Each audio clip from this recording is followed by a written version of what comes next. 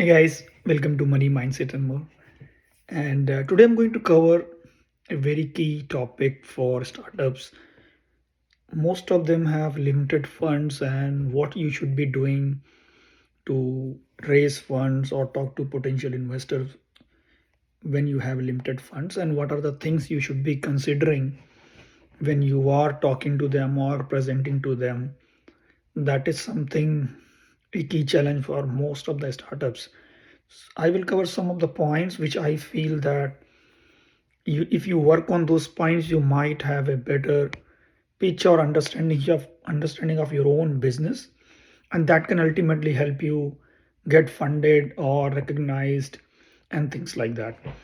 I'll cover probably 7 8 points, and you can choose and see where you stand, and based upon that you can take a call or make preparations and things like that. The most important thing is when you don't have funds to demonstrate your skin in the game.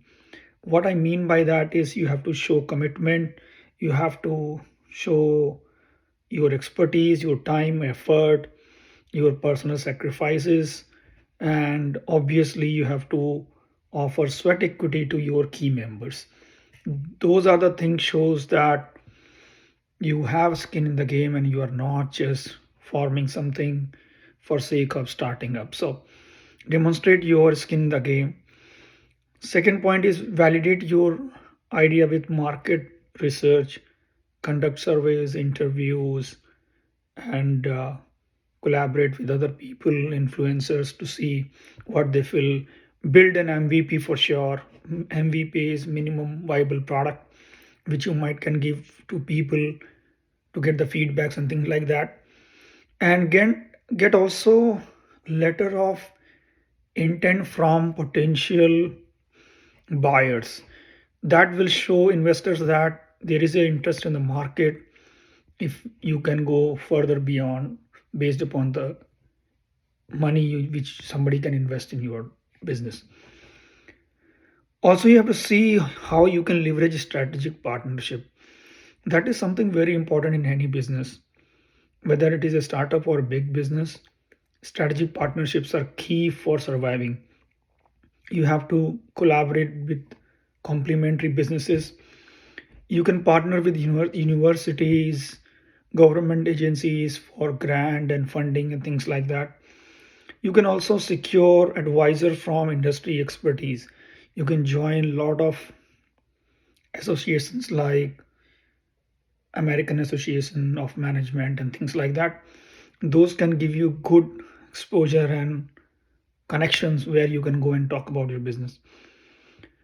Next one is you have to emphasize on a very strong business model and revenue plan. You have to show clear path for revenue generation, profitability. You have to show your unit economics, how it's going to work, what are the costs involved, what are the potential revenue sources, how you can diversify revenue sources if there is an option. And then you have to address any risk mitigations which you might have to do. So, for example, you have a low burn rate and you have a strong team which is dedicated and putting effort and energy, things like that. So, you have to include all those things in your discussions or pitch in the market. Then you have to see how you can offer creative investment opportunities, something like convertible bonds, convertible notes, safe agreements. I will cover these things maybe in future videos, but convertible notes, safe agreements, so that the risk to investor will be very, very low and you can have a lot of interest from the market.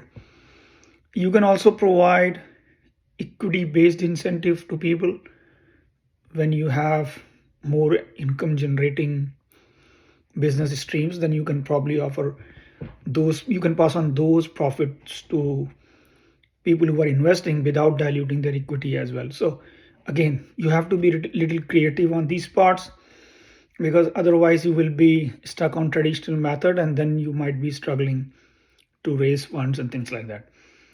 You can also build a very strong and competing vision for the market. It starts with problem solving. If you can figure out a particular problem to solve and then you are building your business model around that, that might actually give you a lot of leeway when you are talking to investors. You can use a strong storytelling concepts to explain how you are going to help consumer societies or communities and things like that, but you should include those things as well. Also, you need to show a very strong team. In my experience, probably that is the hardest part in building any startup, to build a very strong team. It's very important to have right expertise in engineering, finance, operations, product development, your sales and marketing. All those things matters when it comes to team building, and you should definitely highlight those strengths when you are talking to investors in case that is something come up.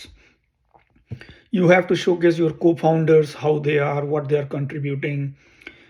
You can show your past achievements, your co-founders past achievements, or your team's past achievements, so that potential investors will know that these people are capable and they can run and scale the current startup as well. Another key aspect is you have to bootstrap and show progress. That is something comes with a lot of personal sacrifices. You have to run a very lean startup. You will hire only when somebody else is doing more than 3 times of job which they are supposed to be doing. So those are the things you have to see, and more you bootstrap and carry along with lean startup, more potential profits and higher equity percentage you can hold later on. You can also demonstrate your growth through organic early stage acquisition of customers. That also plays a key role when you are building, spending your own money.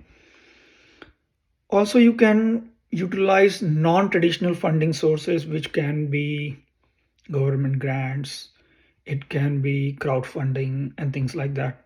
Those are very much available in the market. Peer-to-peer lending, you can do pre-sale, or you can do previous, rather than doing a post sales, you can do pre-orders and things like that. If you are in a physical product business, you can also seek angel investors before going to any VC or private equity. So these are the things again matters a lot. And the last one, you have to network with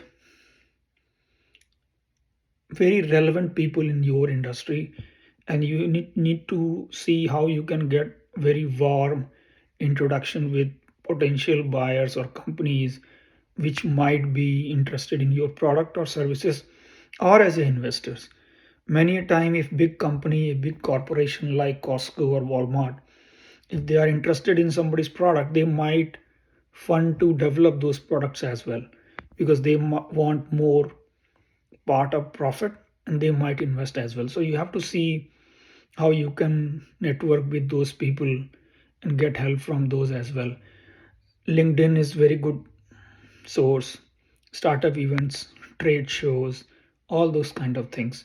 You have to definitely look for networking with right people in all aspects of business. I will not recommend only just to go for, let's say you are an engineering firm and you are only going to net engineering events or networking events. That's not true. You have to go for finance events. You have to go for operations events.